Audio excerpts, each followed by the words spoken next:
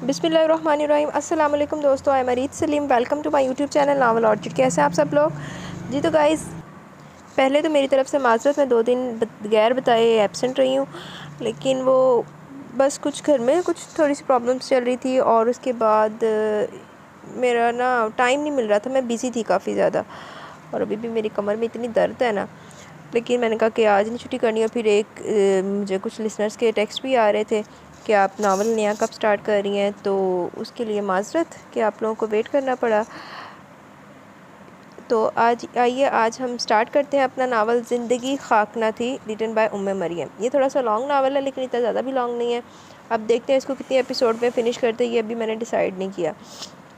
तो ये novel start करते हैं। इससे पहले अगर आपने मेरे चैनल नावल ऑर्चिड को सब्सक्राइब नहीं किया तो सब्सक्राइब कर लें और साथ में बेल आइकन भी प्रेस कर लें ताकि हर आने वाली वीडियो आपको मिलती रहे। और ये जो नावल है ये बेसिकली स्टोरी है दिया एंड मुस्तकीम की, जो हमारी हीरो हीरोइन है, ठीक है। तो जो है ना, ये गैंगस्टर बेस्ड है। मतलब हमारा जो हीरो है वो है इस डाकू है इसमें, ठीक है। डाकू ने ना लड़की को किडनैप करके ले जाना, तो ये किडनैपिंग बेस्ड भी है, फोर्स मैरिज बेस्ड पे भी है, क्योंकि वो उससे फोर्सफुली निकाह करेगा उससे। और ये रोमांटिक भी है और हिदायत बेस्ड भी है कि डाकू साहब ਨੂੰ हिदायत आनी है, ठीक है। तो मल्टी टॉपिक है ये। मुझे ये नावल काफ़ी अच्छा लगता है।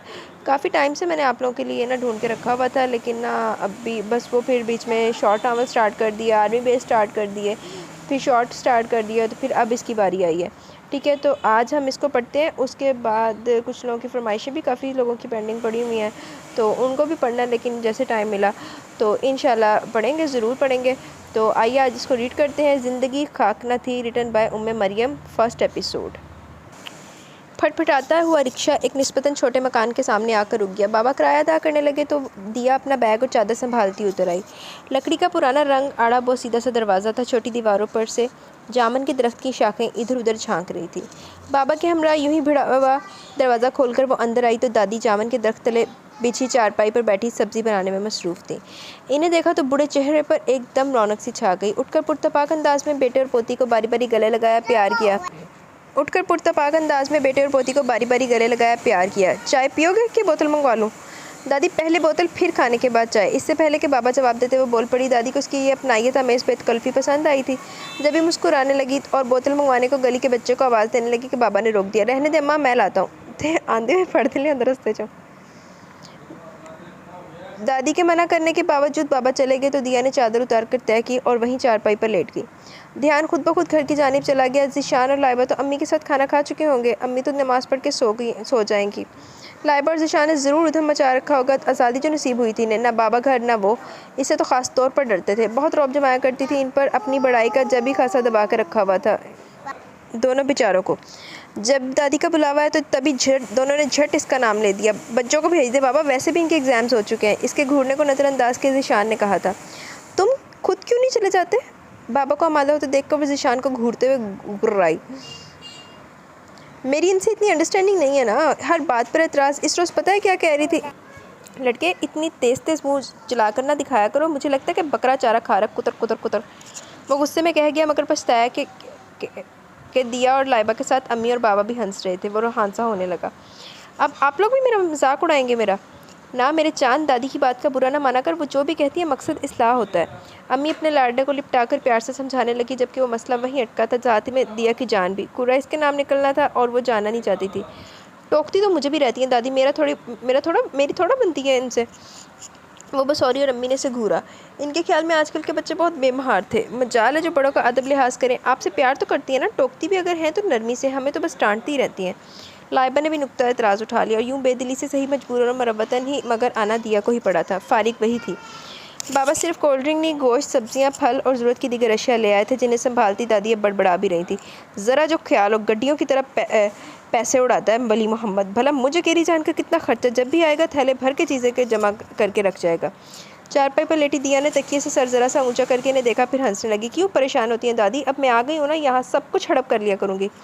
इसकी बात ने गिलास धोती दादी को निहाल कर डाला। हाँ, जींदी रह दिए, अल्लाह सब बर्तना नसीब करे। वो इसी खुशी इत्मीनान से दुआएं देने लगी। बेटे आप निकाल लें कोल्ड ड्रिंक ग्लासों में। वो मज़े से बैठी थी, बाबा के टोकने पर मुंह बना लिया। फ़िक्र ना करे बाबा, अब दादी के सारे काम मुझे ही करना है। वो इस वक्त तो थकी हुई आई हूँ। आई हूँ ना। हाँ हाँ तू चुप रह, मैं इतना सा काम अपनी धी का करके थकने नहीं लगी। दादी ने भी बाबा को ही डांटा। पानी पीकर बाबा नमाज के लिए मस्जिद चले गए तो दिया ने भी फिर चारपाई पर लेटकर आंखों पर बाजू रख लिए। तबीयत मुज़मिल सी हो रही थी। दादी उठकर सालन बनाने की तैयारी में मसरूफ़ हुई और गोश्त की थैली जो दादी की निगाह से बचकर वहीं तख्त पर पड़ी रह गई थी, दीवार पर बैठी बिल्ली की निगाह से न बच सकी। इसने अपनी कांच सी आंखें खोली, गोश्त की थैली को टटोलती नज़रों से देखा, नाक सिकोड़ कर ताज़ा गोश्त की खुशबू सूंघी और माले गनीमत जानकर दबे पाँव उतरी। दीवार से छत पे कूदी, फिर सीढ़ियाँ अबूर की। सहन में आकर वो बड़ी सूरत से झपटी थी और गोश्त की थैली को मुंह में डाले दीवार पर जस्त लगा ली। ऐन इसी लम्हे दादी बाहर आई थी। मारे सदमे के हाथ से लहसुन प्याज की गड्डियाँ छूट गईं। अरे पकड़ियो, भागियो, ले गई कमबख्त, तेरे बाप की कमाई थी। अरे कोई है? इनकी चीखों पुकार के जवाब में दिया ने चौंक कर आंखों से बाजू हटाया और सूरत हाल समझते ही झुक कर अपना जूता उठाया और ताक कर ऐन बिल्ली पर वक्त पर बिल्ली को खींच मारा। बिल्ली के मुंह से थैली छूट कर गिरी, जिसे दादी ने भागकर कब्जे में किया और सीने से लगा लिया। नाहिजार कमीनी, तौबा, ज़रा की ज़रा नज़र चुकी नहीं और ये सारा गोश्त लेकर भागी नहीं। दादी का गुस्सा कम होने में नहीं आ रहा था, जबकि वो अपनी फुर्ती के मुजाहरे पर अब हंस रही थी। जब दादी ने इसका कारनामा बाबा को सुनाकर इसे शाबाश दी, इसकी गर्दन कुछ और अकड़ गई। गोया बाबा कुछ तारी कि आपकी दिया इतनी भी बेकार नहीं जितना आप समझते हैं। बाबा ने मुस्कुराहट छुपा ली। दादी की पढ़ी लिखी पोती, शहरी पोती की आमद का सुनकर आस पड़ोस की औरतें बाकायदा इसके दीदार को आ रही थीं। दादी हर किसी के सामने इसके सुगड़ापे, जहानत, अलीम और खूबसूरती के लंबे चौड़े कसीदे पढ़ती तो दिया की एकदम खिजल हो जाया करती। एक दो बार इन्हें दबे अंदाज में टोका भी, मगर इनका अपना एक अंदाज था। सो मगर नहीं, इस रोज़ इन्होंने बड़े शौक से गुड़ के चावल पकाए थे, जिसमें चने की दाल भी डाली थी। तेरे अब्बा को ये चावल बड़े पसंद है और तेरे बहिश्ती दादा को भी। इन्होंने प्लेट भर के इसे थमाते हुए इतला दी। वो महज मुस्कुरा दी, मगर इतनी रगबत से खा ना सकी जितनी से गालबन दादा और बाबा खाते होंगे। जब भी तो दादी का चेहरा उतर गया। चल फिर तू रोटी खा ले पुत्री, भूखे पेट ना सोना। मैं ज़रा सुरैया के घर दे आऊँ ये चावल। वो बड़े साइज़ की दूसरी प्लेट भर के उठ गई। अलबत्ता बाहर जाने से कबल इसे अंदर से दरवाज़ा बंद करने की ताकीद करना नहीं भूली। दिया गहरा सांस भर के उठी थी। दादी ने 4 मुर्गियाँ पाल रखी थी। इस वक्त इसने दादी से अंडों के हलवे की फरमाइश की थी। जब भी दादी एकदम पुरजोश होकर हलवा बनाने में मसरूफ़ थी। हाँ यार, अंडों का हलवा तो मुझे भी बड़ा पसंद है। मेरी आप ही बना कर देती होती है, अम्मी भी बना देती होती हैं। अच्छा, देसी घी देगची में कड़कड़ाता था और माहौल में अंडों के हलवों की खुशबू चकराने लगी थी। खुद दादी वक्फे वक्फे से चमचा चिल्लाती, गोया इसे भी सिखाने में कमर बस्ता इसे तरकीबा आवाज़ें बुलंद अजबर करवा रही थी। दिया को उन्होंने खुश्क मेवाजात साफ़ करने पर लगा रखा था। बाबा इसे दादी के पास छोड़कर जा चुके थे। वो शहरी माहौल की आदी थी। यहाँ इसे वक्त बहुत सुस्त रवि से गुजरता महसूस होता। माहौल की तब्दीली ने इस पर बेजारी और कसरमंदी तारी कर रखी थी। हालांकि तकरीबन रोज़ ही घर पर सबसे फ़ोन पर बात होती थी, मगर फिर भी वो एडजस्ट नहीं कर पा रही थी। ज़िंदगी पर छाया जमूद अब इसे उकताहट से दो चार करने लगा था, मगर दादी के ख्याल में चुप थी कि इतनी जल्दी इसकी वापसी का सुनकर इनका दिल ना टूट जाए। जब इससे दादा की वफ़ात हुई थी, वो बहुत अकेली हो गई थी। बाबा को हर वक्त इनके हवाले से फ़िक्र लाहिक रहा करती थी, क्योंकि वो इनकी मिन्नत समाजत के बावजूद भी शहर आके रहने पर आमादा न थी। ना पुत्र, तेरे अब्बा मुझे इस घर में ब्याह कर लाए थे। मेरा जनाजा भी यहीं से उठना चाहिए। फिर तेरे अब्बा की ही क्या, हमारे सारे पुरखों की कब्रें यहीं हैं। मैं ऐसी बेवफाई नहीं कर सकती कि सब कुछ छोड़कर शहर जा बसूं। बाबा के समझाने स्टार्ट करने पर दादी ने यही कहा था कि और अपनी ज़िद पर कायम रही थी। तब बाबा ने इनकी तन्हाई का ये हल निकाला कि दिया को इनके पास छोड़ दिया था। अच्छा अम्मा, आप इसे अपने पास रखें, ज़रा इसकी तरबियत भी कर दीजिएगा, वरना इसके बाबा ने तो सिर्फ लाड प्यार करके इसे बिगाड़ के रख दिया। ये नहीं पता बेटी पराया धन होती है, इसकी शादी भी करना है। इसी रात अम्मी ने फ़ोन पर दादी से कहा था और दादी जी जान से तैयार हो गई थी। सो बिस्मिल्लाह, क्यों नहीं पुत्री, मैं अपनी धी को सीना परोना घरदारी सब सिखा दूँगी। बस अल्लाह सोना मेरी शहज़ादी जैसी सूरत रखने वाली पोती का नसीब अच्छा करे। और अब दादी यकीनन इसकी तरबियत का ही बेड़ा उठाए हुए थी कि हर काम इसे कराया करती। सुबह खुद उठकर नमाज को उठती तो इस वक्त तक इनकी पुकारें न थमती जब तक वो इसे भी वज़ू के लिए वॉशरूम रवाना न कर देती। फिर यही पे इक्तफ़ा ना होता। कुरान पाक की तिलावत और तस्बीहात भी ज़रूरी थी, जबकि वो तो सुबह कॉलेज जाने से ज़रा पहले उठने की आदी थी। यहाँ दादी से नमाज पढ़ के भी सोने की इजाज़त न दिया करती। बगैर उज़र के फजर के बाद सोना जायज़ नहीं पुत्र, मना है हमारे मज़हब में। वो हर बार इतने प्यार, इतने रसान से समझाया करती कि इनकार की हिम्मत और जुर्रत मफूद हो जाया करती। यहाँ आने के बाद वो शायद ही 15-20 दिनों में कोई नमाज़ छोड़ने पाई हो, वरना घर पे तो वो मर्ज़ी की मालिक हुआ करती थी। जी चाह पढ़ी, नहीं तो ना सही। बाबा की तकीद और अम्मी की सरजनिश पे वो कहाँ इतना कान धरने की आदी थी। मगर दादी की तो बात ही अलग थी। वो सिर्फ कहना नहीं मनवाना भी जानती थी। गुलाबी सर्द शाम तेज़ी से दरो दीवार पर उतरती आ रही थी। माहौल में खुनकी का एहसास पड़ रहा था। धुले कपड़े उतारने छत पर आई थी और दीवार से बंधी रस्सी से एक एक कपड़ा खींचने लगी। तभी उठते हुए कबूतरों के परों के काट और गुनगुनाने की आवाज़ सी गूंज उठी। आप बैठ, पास तेरी रूह में उतर जाऊं, नज़र के पास रखूं, हद से मैं गुजर जाऊं। दिया चौंक कर पलटी। वो जो कोई भी था मंडेर पर झुका, अपने कबूतरों को नहीं इसे देख रहा था। इसके मतवजा होते ही लौफराना अंदाज में मुस्कुराया और झट हाथ माथे पर ले जाकर सलाम किया। दिया सिर्फ बड़बड़ाई नहीं, हलक तक बेजार हो गई। पिछले कुछ दिनों से वो इसे छत पर मंडलाते देखा करती थी। इसे तो लगा था वो इसी का मुंतजिर होता है। कदी ते हस बोल वे न जिंद साड़ी रोल वे, आजा दिल जानिया तू कर मेहरबानिया, आ बैठ जा मेरे कोल वे न जिंद साड़ी रोल वे। अब वो बाकायदा लहक लहक कर हंसी उड़ा रहा था। दिया का मारे गुस्से के चेहरा लाल भभुका हुआ, गो के इसकी बेनियाजी का शिकवा किया जा रहा था। जितने कपड़े वो उतार चुकी थी इन्हीं को समेटे पलट कर देखने का तकल्लुफ़ किए बगैर वो धड़ धड़ करती सीढ़ियाँ उतर आई। मैंने सोचा आज पुलाव पका लेती हूँ, गोश्त ला दिया है, धो के भी रख दिया, पकाएगी तू मेरी लाडो रानी। इसी वक्त दादी किचन से निकली। दिया जवाब दिए बगैर बिना कपड़ों का ढेर चारपाई पर फेंक दिया।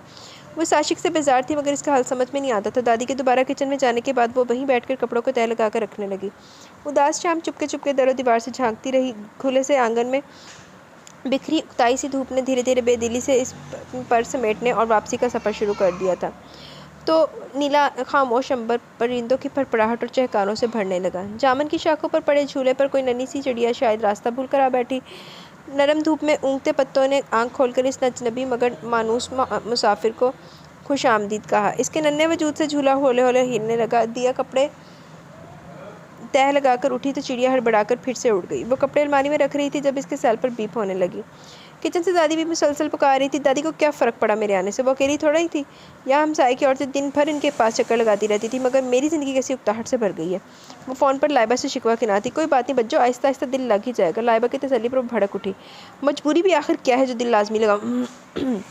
वाज़ह रही कि मेरा ससुराल नहीं जो ज़बरदस्ती करूँ। इसकी इतनी संजीदगी बल्कि रंजीदगी से कहीं बात पे भी लाइबा की खीखी जारी हो गई। क्या बदतमीज़ी है ये, मेरी बेबसी का मजाक उड़ा रही हो।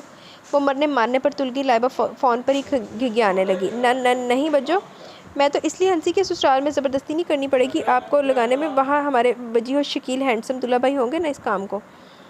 वो जैसे से बहला रही थी मगर यहाँ तो ठीक वो बहल नहीं सकी। फ़ोन बंद किया तो पहले से ज़्यादा मलूल हो रही थी। दादी को जब भी किसी काम की ज़रूरत पड़ती रज़िया के लड़कियों को आवाज़ दे लेती थी। रज़िया का घर इनके सामने ही था। इन्होंने दरवाज़ा खोलकर गली में झांका, शायद कोई निक्कू खेलता नजर आ जाए मगर गली खाली थी। इन्होंने पलट कर दिया को अंदर से कुंडी लगाने का कहा और खुद गली पार करके रज़िया के दरवाजे पर आने लगी। रज़िया सामने ही नज़र आ गई। सहन में एक तरफ बने खुरे में अपने बच्चों को नहला रही थी। बेटी ये कौन सा वक्त है बच्चों को नहलाने का, ठंड लग जाएगी। क्या करूँ मासी, ज़रा की ज़रा बैठाकर गई थी अंदर दाल निकालने को, सीधा जा पड़ा गोबर में। रज़िया जली बैठी थी, बच्चे की गर्दन बगल में दाबे इसकी टांगें साबुन से मल मल कर धोने में मसरूफ़। सहन के एक तरफ घास फूस के छप्पर तले भैंसें बंधी हुई थी जिनकी कलाजत की बू से दिल उलटता था। बच्चा रोते हुए टांगें चलाने लगता तो रज़िया साबुन से भरे हाथ का ही धमूका इसकी कमर पर जमा लेती। बच्चा पहले से बढ़कर गला फाड़ने लगता। आपा नज़र नहीं आ रही, निको भी कहीं नहीं था, मुझे तो इससे काम था। दादी ने अपनी आमद का मकसद बयान करने से कबल इसकी सास का पूछा। रज़िया की आंखें नफरत से सुकड़ गई। होगी मोहल्ले के दौरे पर, शाम को इस वक्त आएगी जब हांडी रोटी पककर तैयार होगी। उस पर बेटे की हमदर्दी के मरोड़ अलग उठते हैं। ये वो जो मेरी हड्डियाँ तोड़ता है इसका पता नहीं। कसम से कल रात फिर 4 चोट की मार लगाई मुझे। जिस्म नीलो नील है, पैसे मांग रहा था नशे को, मैंने मना कर दिया। मैंने साफ कह दिया माँ बहनों को बेचकर कर ले चस्का पूरा। दुपट्टे के साथ बच्चे की टांगें खुश करती वो अपने दुख फोड़ने लगी। मासी को तू खुद इंसाफ कर, सारा दिन गधी की तरह काम करूँ, इस पर ऐसा भी नहीं कि दोनों बच्चे को ही उठा लें। अब मेरे साथ ये चूल्हे में सर दे, ये गोबर में जा घुसे, मुफ्त की नौकरानी हूँ ना मैं, इस माँ बेटे की जुगते सुनूँ। बेटी सख्त हालात में सब्र से गुजारा करते हैं। तेरा मर्द घर की न चाकी की वजह से नशा करता है, इससे बढ़कर परेशानी की बात क्या हो सकती है। तुझे चाहिए तो अकल के नाखून ले, साथ से मीठा बोल और शोहर की दिलजोई कर। वो सर का साईं है तेरे, खुदा ना ख्वास्ता कुछ उल्टा सीधा हो गया तो सर पकड़ कर रोएगी। दादी की नसीहतों पर रज़िया के माथे पर सलवटें नमूदार होने लगी। तू छोड़ मासी इन झमेलों को, ये मामले नहीं सुधरने के। ला पैसे दे, जो बता जो मंगाना है। जग्गू आएगा, केड़ा सी बच्चे का नाम, निक्कू आएगा तो मंगवा दूंगी। दादी को साफ लगा वो दूसरे अल्फाजों में इन्हें यहाँ वहाँ से चलता कर रही हैं। वो सख्त बर्दाश्त होकर वापस आई थी। औरत खुद अपना घर बिगाड़ती और बनाती है। कुदरत ने इसमें इतनी ताकत रखी है कि वो इस मामले में सुधार सके। मगर रज़िया, वो दिया से रज़िया का सारा किस्सा कहती आखिर में तासुब से गोया भी। दिया के कहती से ना रज़िया से मेरी दिलचस्पी थी और ना इसकी कहानी से। दिया वैसे सही फंसी है। दादी के कहने पर वो मुर्गियों के दड़बे से अंडे लेने आई, मगर निक्कू दादी से भी ज़्यादा मुश्ताक था इस काम का, जब भी इससे पहले मौजूद था। दिया ने हैरानी से अंडे चुराते देखा। दादी से वो मुतअद्दिद बार ये सुन चुकी थी कि वो अंडे चुरा कर भाग जाता है। वो बाकायदा पहरा देती थी, मगर निक्कू फिर भी हाथ दे जाता था इन्हें। निक्कू के बच्चे, 1 मिनट रुको तुम। इसे बेतहाशा गुस्सा है। जब इस ज़ोर से चीखी, निक्कू से देखते ही बदहवास होता बगट भागा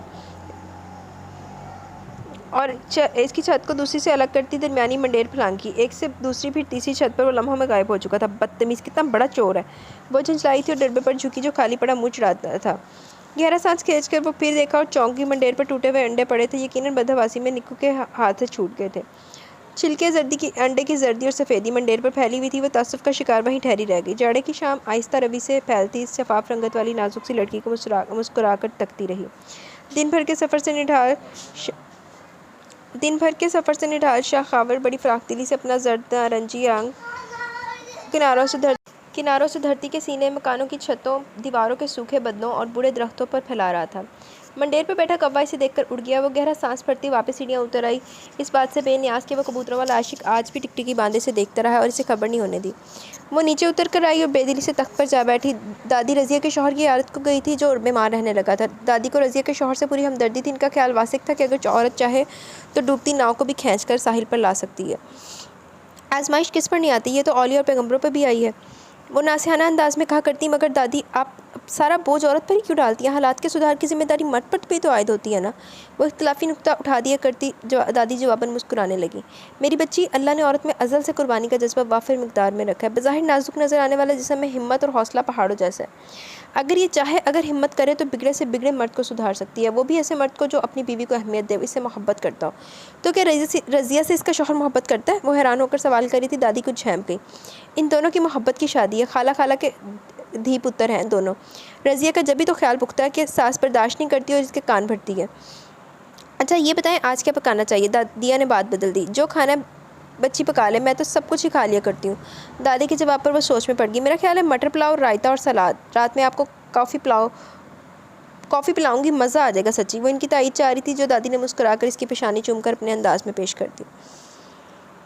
इसे वहाँ आए 1 माह से ज़्यादा हो गया था। इस दौरान एक चक्कर बाबा के साथ अम्मी और ज़िशान और लाइबा भी यहाँ लगा गए थे। शुरू दिनों में बेजार रहने के बाद जैसे तैसे सही, मगर वो एडजस्ट कर रही थी। ये नवंबर का महीना था और यहाँ तो अक्टूबर से ही सर्दी पड़ना शुरू हो चुकी थी। तो इतने अलग अक्टूबर के फुल पखे चल रहे हैं। अगर सर्दी आने का नाम ही नहीं ले रही, लेकिन मुझे पता है जो आना ना तो फिर रीज नहीं कहना हाय लिसनर्स बहुत ठंड पै रही, रिकॉर्डिंग नहीं हो रही, ये नहीं हो रहा, वो नहीं हो रहा, कि मैंने आखिर की सर्दी लगती है मुझे। अच्छा, शदीद सर्दी के मौसम के आगाज़ के साथ ही दादी को हज़ारों काम आ पड़े थे। सबसे ज़्यादा उलझन दिया को इस वक्त हुई जब दादी लिहाफ उठेड़ के बैठ गई। चलो जी दादी दी मीना की कहा मैं दादी ने साफ़ सुथरी तो थे दादी, क्यों बखेर डाल लिया? वो झंझला सी गई। दादी के इत्मीनान में अलबत्ता फ़र्क नहीं आया। दोबारा से भराई करानी थी ना बेटे, अब मैं तुम्हें इनमें डोरे डालने भी तो सिखाऊंगी इस तरह। चलो जी दिया फिर से आप पै गई। इनके बड़े चाव से कहने पर दिया जैसे बेहोश होने के करीब जा पहुंची। प्लीज़ दादी मुझे नहीं सीखने। वो रोहानसी होगी। दादी हंसने लगी। ना पुत्र ऐसे ना कह, सब कुछ वालिदैन के घर से सीख कर अपने घर जाएगी तो शौहर के दिल पर राज करेगी। कोई तंगी ना होगी तुम्हें किसी भी नए काम में हाथ डालते, और काम तो सभी करने पड़ते हैं बेटा, ये तो तय है। दादी ने मखसूस स्वभाव से समझाया। दिया ने होंठ भेंच कर नागवारी दबा ली। मुझे तो हर काम में खुद जान मारने की वजह समझ नहीं आती दादी। जो काम पैसे देकर हो जाए उसे ना करना हर काम मेरी धी, मगर सीखने में कोई हर्ज है? दादी का अंदाज़ वही नासिहाना, नरम और धीमा अपनायत आमेज़ था जिससे फ़रार मुमकिन ही ना था। जब भी वो महज ठंडा सांस भर के रह गई। पुत्र, औरत के हर काम आना चाहिए। मुश्किल और आजमाइश के वक्त में फ़ायदा रहता है। आपको इल्हाम हुआ है कि मेरी किस्मत में आजमाइश, मुश्किल या आजमाइश ज़रूर आनी है।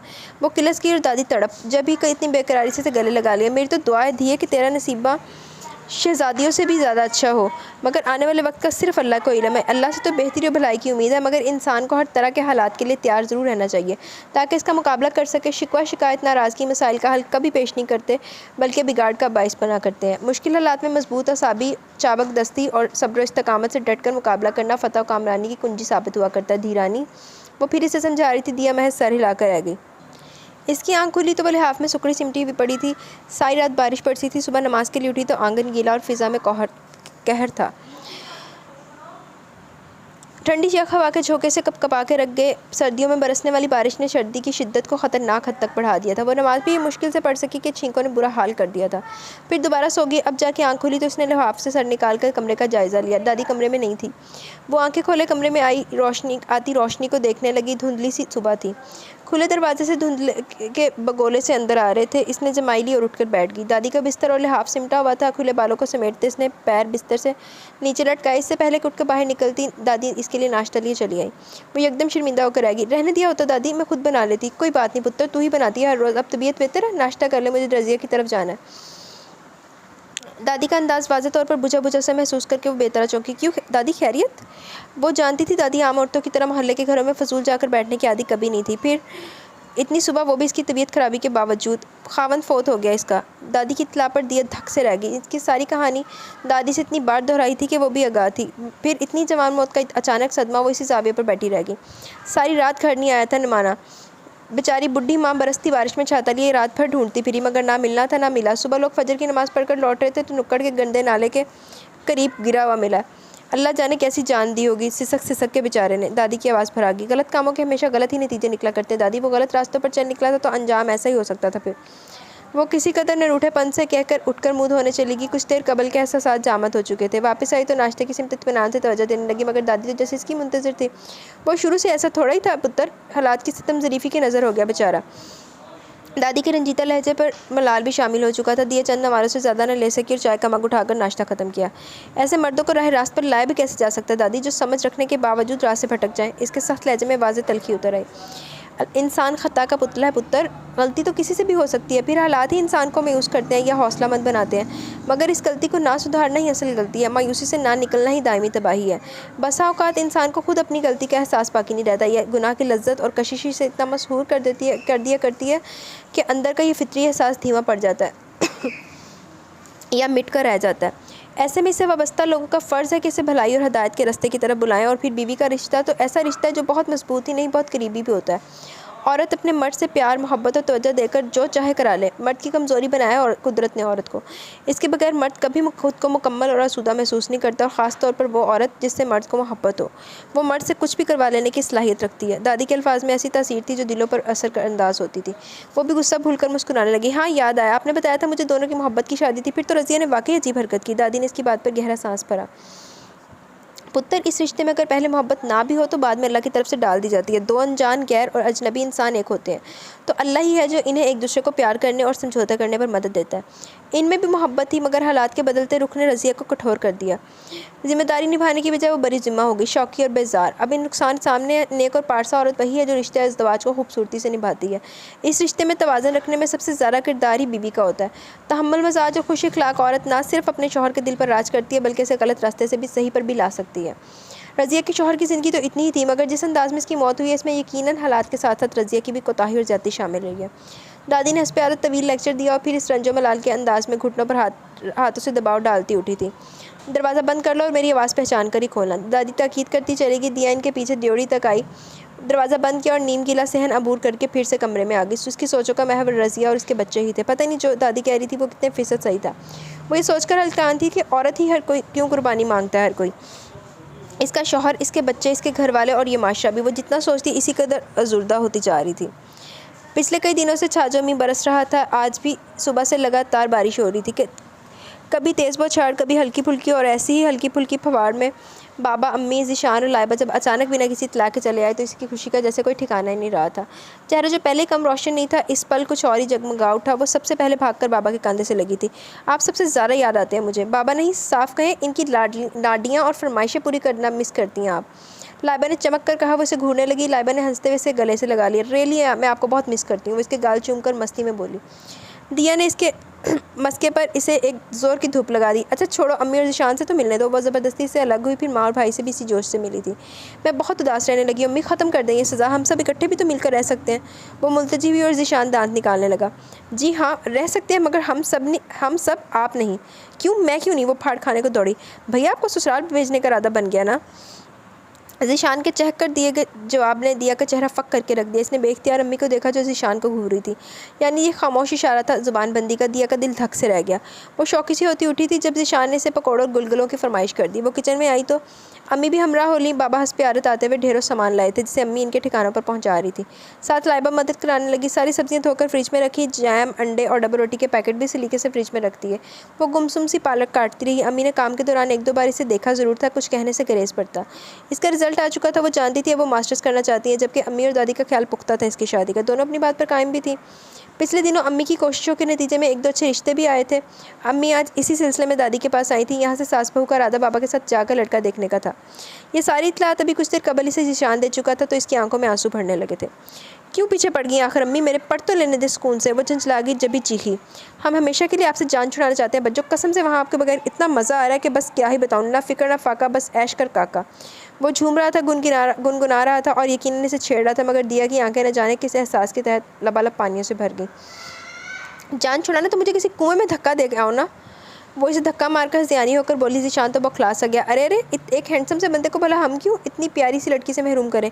कसम से बहुत डैशिंग है, देखेंगी तो बस देखती रह जाएंगी। ज़ीशान ने इसे चुप कराने बहलाने को कहा। वो होंठ कुचलती रही और भीगी आंखों से इसे घूरा। वो जितना भी हैंडसम हो, मगर सुन लो मुझे मास्टर्स करना, मैं बाबा से खुद बात कर लूँगी। वो इसने ये महज धमकी नहीं दी थी। रात के खाने के बाद जब वो सब कमरे में दहकती अंगीठी से आग तापते चाय और उबले हुए अंडों से लुत्फ़अंदोज़ हो रहे थे, तब दिया ने अपने असली इत्मीनान के साथ ये बात बाबा से कह डाली। हाँ तो पढ़ लेना, हम कौन सा मंगनी के साथ फ़ौरन ही शादी भी कर देंगे, अभी तो सिर्फ लड़का देखने जाना है। जवाब बाबा की बजाय अम्मी की तरफ से आया। ने इसका यूँ मुँह फाड़कर शादी से बाप को मना करना एक आँख नहीं भा सका था। जब भी बेहद जज्बस होकर बोली थी। बाबा के तासुरात अलबत्ता नॉर्मल थे। वो बच्चों को अपनी आज़ादाना राय देने के हामी थे। आप फिक्र ना करें बेटे, अगर आप मास्टर्स करना चाहती हैं तो डोंट यू वरी, हम आपकी तालीम मुकम्मल होने के बाद ही आपकी शादी करेंगे। इनकी तसल्ली ने अम्मी को सबसे ज़्यादा फराख्ता किया था। जबी नागवारी दबाए बगैर बोल पड़ी। मैं कह दे रही हूँ, अगर लड़का मुझे पसंद आ गया तो मैं हरगिज़ ही रिश्ता हाथ से जाने नहीं दूँगी। आजकल पता है कितनी मुश्किल होती है अच्छा बड़ ढूंढने में, साथी के मिजाज ही नहीं मिलते। इस पर बाबा हैं कि हाँ में हाँ मिलाए जाते हैं।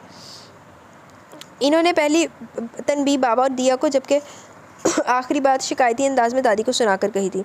साथ ही अपना इरादा भी जाहिर कर दिया। दिया फिर से बेचैन मुस्तरब होने लगी। तो बेगम साहिबा आप अपना काम करें, अगर लड़का वाकई अच्छा हुआ तो हम भी पागल नहीं है जो इनकार कर दें।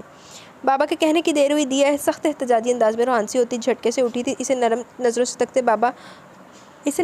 से तकते बाबा मोहब्बत और शफ़क़त से मुस्कुराए, मगर वो भरपूर नाराज़गी दिखाती धुप धुप करती वहाँ से वॉकआउट कर गई और किचन में आकर पटक पटक कर एक एक बर्तन धोने लगी। बाबा सबके बीच से उठकर इसके पीछे वहाँ आए थे।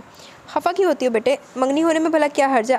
आई प्रॉमिस विद यू, शादी हम आपकी तालीम मुकम्मल होने पर करेंगे, आपकी माँ भी खुश हो जाएगी। चलो मुस्कुरा कर दिखाओ अपने बाबा को। वो हर सूरत इसका मूड बहाल करने के मुतमईन थे। वो झैम कर मुस्कुरा दी। बाबा मुतमईन होने लगे। बाबा का दिया का एडमिशन यूनिवर्सिटी में कराने पर आमादा हो गए थे। इधर अम्मी को रिश्ता भी जान से पसंद आ चुका था। आते हुए साथ लड़के की तस्वीर भी लाई। अब लड़के वालों को इसे देखने आना था। दिया दादी को कायल करी थी कि वो भी इनके साथ शहर चलें। दादी किसी तौर पर भी हमारा नहीं थी। दिया इन्हें अकेले छोड़ना नहीं चाहती थी। वो इन्हें रसानियत और मोहब्बत से कायल करी थी और ये इसकी मिन्नत समाजती थी कि दादी को इसके सामने हथियार डालने पड़ गए। वजह यही थी कि वो इनके बेटे की पहली औलाद होने के बायस से बेहद अजीज़ थी। जब इसने नाराज़गी दिखाई तो इन्हें मानते ही बनी पड़ी थी। 2 दिन बाद बाबा इन्हें लेने आना था। दादी आजकल अपनी हमसायों से मिलती फिर रही थी और रुखसत लेती थी। अपना घर छोड़ जाने के ख्याल से उदास भी लगती थी। ये इस घर में इनकी आखिरी रात थी। दादी अपने बिस्तर पर पुरसुकून नींद सो रही थी, जबकि दिया की आंखें 1 घंटे की नींद के बाद खुल गई थी। अजीब सी बेचैनी थी। यूं ही करवटें बदलते जाने कितना टाइम बीत गया। रात अपने अंदर हज़ारों भेद छुपाए धीरे धीरे आगे बढ़ रही थी। वक्फे से चौकीदार की सीटी की गूंजने वाली आवाज़ के अलावा अंदर बाहर खामोशी का राज था। मान एकदम सर्द हवाओं के चक्कर चलने लगे। 2 घर छोड़कर तीसरा घर अहले तशी का था, जिसकी छत पर नसब स्याह परचम के सिरे पर लगे घुंघरू हवा से बजते तो लगता जैसे आधी रात को कोई चुड़ैल मस्ती में आकर रक्स करने लगी है। दूर कहीं से भौंकते कुत्तों की आवाज़ और फिज़ा में दरार डालती झींगरों की आवाज़ के साथ दादी के हल्के खराटे भी इसकी बेचैनी का बायस थे। लाइबा भी सोते में खराटे लिया करती थी और इसे इतनी ही चिढ़ हुआ करती थी। बगैर लिहाज के इसे झंझोड़ कर जगा डालती। वो बेचारी फिर जागे या सोई, आराम से सो जाती। अगले दिन लाइबा ढेरों शिकायतों के साथ बाबा के आगे फरियादी बनी खड़ी होती, मगर इसके सामने भला इसकी कहाँ चलती थी। अल्लाह करे आपका शौहर इतनी ज़ोर से खराटे लिया करे कि आप सोने को तरसें। मैंने लगा था लाइबा बद्दुआ लग जानी। लाइबा की एक ना चलती तो वो बद्दुआओं पर उतर आती। इस वक्त भी इसे लाइबा की बद्दुआ याद आई तो मुस्कुराते हुए उठकर बैठ गई। कुछ देर यूं ही बैठी रही, फिर प्यास महसूस करके बिस्तर से उतरी थी। सरहाने पड़ी मेज़ से पानी का जग उठाया जो खाली था। हालांकि दादी की आदत थी रात को पानी डालकर कर रखने की। शायद भूल गई हूँ। वो दोबारा बाहर गई और बाहर जाने की इसमें हिम्मत नहीं थी, मगर प्यास का शदीद एहसास हलक में कांटे से चुभ होने लगा। कुछ देर करवटें बदलते रहने के बाद वो दुबबिलाकर फिर से उठने पर मजबूर हो गई थी। कुछ सोचा, फिर दिल कड़ा करके बाहर किचन तक जाने का फ़ैसला कर लिया, मगर कि दादी की नींद ख़राब करने का इसमें दिल नहीं चाहा। दरवाजे की चटखनी गिराई और सरहाने पड़ी शाल उठाकर बाहर बरामदे में आ गई। ड्योड़ी में जलते एनर्जी सेवर की रोशनी सहन तक भी पहुंच रही थी। चांद गायब था, हर शय पर खामोशी और पूरे स्टारियत का तासुर कायम था। वो धीमे कदमों से चलती किचन में आ गई। मध्यम सी रोशनी किचन की खिड़की के रास्ते अंदर आ रही थी। इसने लाइट ऑन किए बगैर सिंक से गिलास उठाकर सिंक की टूटी खोलकर गिलास भरा। अभी गिलास मुँह की जानिब लेकर भी नहीं गई थी कि फ़िज़ा में गूंज उठने वाले फायर की आवाज़ से इसका दिल कांप कर रह गया। मगर असल दहशत इस पर इस वक्त तारी हुई जब मंडेर से यके बाद दिगरे कई सायों ने सहन में छलांग लगाई। इसका दिल उछल कर हलक में आ गया। वो खौफ से मुंजमन होती जैसे अपनी जगह पर सख्ते में आ गई। पहला ख्याल चोरों का ही था। वो लंबे तिरंगे आदमी जिनके चेहरे पर स्याह ढाने और हाथों में अंधेरे में चमकती राइफलें थी, दनदनाते हुए आंगन बरामदे और फिर कमरे के खुले दरवाजे से अंदर घुसे। दिया को एक पल को लगा इसका दिल मारे खौफ के किसी भी लम्हे बंद हो जाएगा और वो अभी बेहोश होकर गिरेगी। खौफ से साकिन आंखें लिए वो इसी हालत में खड़ी बाहर झांकती रही। किचन की लाइट न जलाना इसके लिए कितना मुफीद साबित हुआ था। ओ बुढ़िया उठ, तेरे बाकी घर वाले किधर हैं? इसने वहीं खड़े खड़े एक करख्त आवाज़ सुनी। इसकी टांगें दादी का ख्याल करते एक आते ही कांपने लगी, जो इन वैश्यों के रहमो करम पर आ गई थी, जो सफाके तो बेरहमी में सरफरस्त गिराने दाने जाते थे। चाबियाँ निकाल बुढ़ी, सोना नकदी जो भी अब शराफत से निकाल कर हमारे हवाले कर दे। और क्या तू घर में अकेली है? वही सफाक आवाज़ फिर गूंजी। दिया का दिल धक धक करने लगा तो जिस्म पसीने से शराबूर हो गया। जाने दादी क्या कहती हैं? यकीनन नहीं, बुढ़ी के साथ कोई और भी है। खुला हुआ दरवाज़ा और खाली बिस्तर गवाह है कि किसी दूसरे की मौजूदगी का। कहाँ है वो? कहीं से पता तो नहीं चल गया हमारी मौजूदगी का? और यकीनन माई का बाबा होगा। वॉशरूम चेक करो, अमानत, और इसे फ़ौरन काबू करो। एक और गंभीर तर भारी आवाज़ गूंजी जिसमें बला का यकीन और इस्तेहकाम था। दिया को अपना वजूद सुन होता महसूस हुआ। यकीनन अब इसकी खैर नहीं थी। इस तक रसाई हासिल करने को इन वहशी दरिंदों को यकीनन ज़्यादा टाइम नहीं लगना था। बरामदे के पास खड़ा हुआ आदमी चौकन्ने अंदाज में आगे बढ़ा। इसका रुख वॉशरूम की जानिब था। दिया के दिमाग ने लम्हे के हज़ार में इससे में काम करना शुरू कर दिया। इसने नज़रें घुमाकर अपने दफा के लिए किसी चीज़ को तलाशा था। मान इसकी नज़र किचन की स्लैब पर चावल पकाने के भारी मजबूत चमचे पर पड़ी। इसने सूरत से वही उठा लिया था और इसी मोहतात अंदाज में दरवाजे की ओट में खड़ी होगी। अमानत थी, छितर परेड हो जानी है। वॉशरूम को खाली पाकर वो जानती थी ढूंढने वाले ने यहाँ भी आना है। वो हरगिज़ भी आसान हदफ नहीं साबित होना चाहती थी। दिया ने लंबे साए का रुख इससे मत होते देखा और धड़धड़ाते दिल के साथ चम्मच के दस्ते पर अपनी कामती उंगलियों की गिरफ्त सख्त तर की। और जिस पल वह लंबा आदमी अंदर घुसा, दिया ने पूरी कुव्वत से चम्मच घुमा के इस पर ताव देखे बगैर वार कर दिया था। वो नहीं जानती थी कि अंदर वो लोग दादी से क्या सलूक कर चुके थे। इसकी धड़कनों का शोर इतना बड़ा हुआ था कि कुछ सुनाई ही न देता था। इस पर इसके खौफ पर वहशत का हैजान अमेज़ एहसास गलबा पाए हुए था। वो जैसे हर अंजाम से बेनियाज मरने मारने पर आमादा नजर आती थी। आने वाले नकाबपोश को भला किसी भी आम फर्द से ऐसी चाबकदस्ती और प्लानिंग के साथ इस बहादुरी की तवक्का नहीं थी। जब भी कुछ लम्हों को सख्त ज़दा हो गया, नकाब इसके चेहरे से उतर गया और सर से भल भल बहता खून इसकी पेशानी और गर्दन के साथ दामन को भी रंगीन तर्क करता चला गया। दिया ने दोबारा इसी शिद्दत से इस पर हमलावर होना चाहा, मगर तब तक वो इस लम्हाती सकते से निकलकर बुलंद आवाज़ में मगलाजात बकता किसी भेड़िए की मानद ही इस पर झपटा था। इससे कबल के वो इसकी तहवील में जाती वो इसे कोई नुकसान पहुंचा सकता। एक भारी भरकम दबंग आवाज़ ने फिलफौर मुदाखलत कर दी थी। अमानत, छोड़ दो इसे। दिया ने इस अनायत गायबाना पर बेसाख्ता चौंक कर सर उठाया। भारी तनो तोश का वो तवीलुल कामत शख्स नकाब में छुपा इसके सामने खड़ा था। इसकी आंखें इतनी सुर्ख थी कि दिया एक निगाह डालकर ही दहल सी गई। क्यों छोड़ दूँ? तुम देख नहीं रहे इसने मेरा हशर? दूसरा आदमी जख्मी दरिंदे की माने थी गुराया, मगर आने वाले ने सर्द अंदाज में हाथ उठाकर बीच में इसकी बात काट डाली थी। तुम बाहर चलकर गाड़ी में बैठो, हम अभी आ रहे हैं। आने वाले लंबे आदमी ने अपने मखसूस सर्द और दबंग अंदाज में हुक्म जारी किया, जबकि इसका जख्मी साथी बेहद खफा नजर आ रहा था। दिया इन दोनों पर ध्यान दिए बगैर वहाँ से भागकर अंदर कमरे में दादी के पास आई। वो और हरासा और दहशत ज़दा सी बैठी दादी से चिमट गई। वो यूँ साकिन थी जैसे खौफ और शदीद सदमे ने इनकी कुव्वत गोयाई सलब कर ली हो। तुम सब वापस चलो। इसी लंबे सुरख आंखों वाले ने अंदर आकर हुक्म जारी किया। वो गालबन इनका सरगना था। अलमारी और ट्रंकों वगैरह से सोना नकदी तलाशते हंगामा मचाने वाले और दादी पर गन ताने खड़ा नकाबपोश इस हुक्मनामे पर शशतर होकर रह गए। क्या कह रहे हो? ये हमारे असूलों के मुनाफी है कि हम डोंट वरी, हम यहाँ से खाली हाथ नहीं जाएंगे।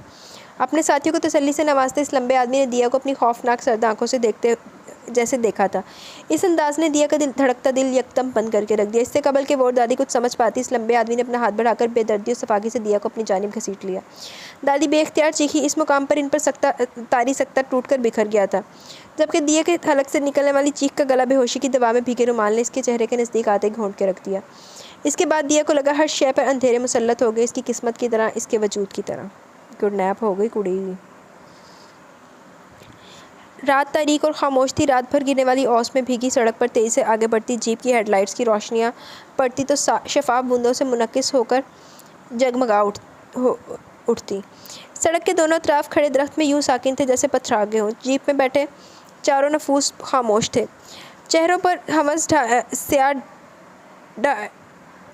ढाबे थे, सिर्फ ढाटे थे, मतलब जो निकाब टाइप था। सिर्फ आंखें रोशन थी। वो चारों लंबे कदों और भारी हब्से के मालिक थे, मगर जवान में जो इनमें सबसे तवीलुल कामत था वो सबसे चौकन्ना था। हालांकि इसके पहलू में सीट पर पड़ी लड़की बिल्कुल बेसुध थी। इसे एहतियातन बेहोश कर दिया गया था। ये एक डाकुओं का गिरोह था जो आज पहली बार किसी जगह से जेवरात और नकदी की बजाय इस घर की इज्जत चुरा लाया था। और ऐसा इनके सरदार ने क्यों किया, इस बात को इस गिरोह के बाकी तीनों अफराद समझने से कासिर थे। इनके सरदार की नज़रें गाहें बगाहें बेहोश लड़की पर उठती तो वो जैसे किसी सोच में डूब जाता।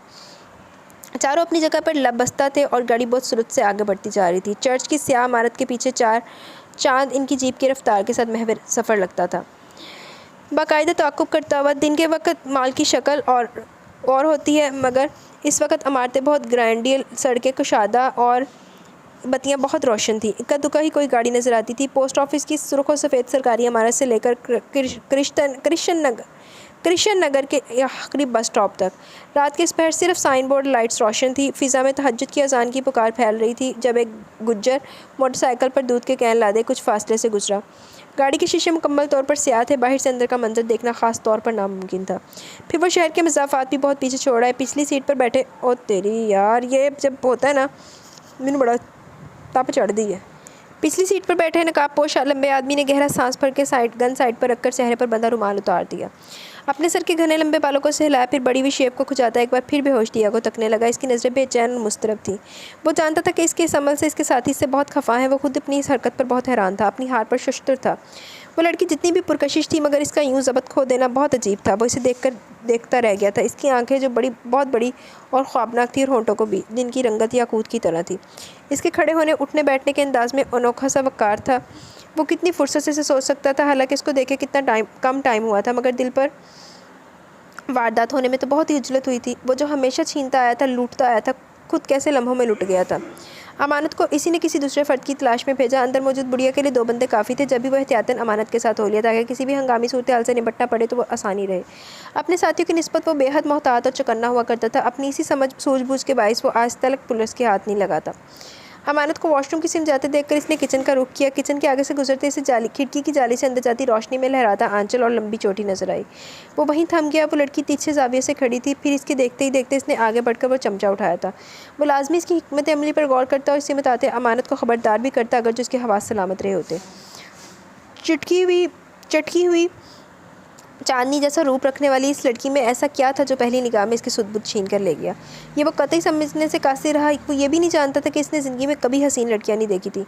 ये भी नहीं था कि इसने ज़िंदगी में कभी हसीन लड़कियां नहीं देखी थी। इसकी ज़िंदगी में एक से बढ़कर एक हसीन, तरादार और फैशनेबल हसीनाएँ आई थी, मगर वो हमेशा रूड और लाताल्लुक़ रहा। इसके बाकी साथी वक्त गुजारी को औरत की सोहबत इख्तियार करते और इसे दावत देते, मगर वो हर बार तुरा दे जाता।